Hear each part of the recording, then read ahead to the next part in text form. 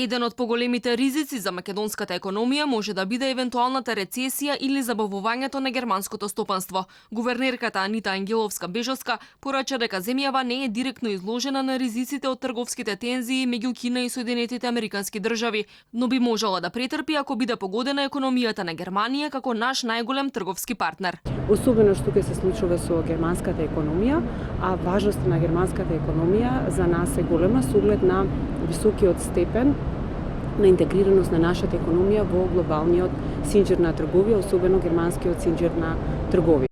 Министерката за финансии Нина Ангеловска е оптимист. Вели добро било тоа што Меѓународниот монетарен фонд во услови кога ја намалува проекцијата за глобалниот економски раст, ги зголемува очекувањата за Македонија. ММФ ја ревидираше проекцијата за раст на бруто домашниот производ на земјава од 3 на 3,2%. Веруваме за раст на една широка основа.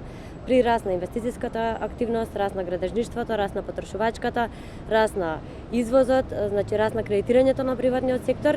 Од тука си даваме за право да кажеме дека македонската економија е во добра кондиција. ММФ проектира дека поголем економски раст од Македонија ќе имаат Косово и Србија, а помал Црна Гора, Албанија и Хрватска. Инаку гувернерката и министерката за финансии деновиве присуствуваат на редовните годишни средби на ММФ и Светска банка во Вашингтон.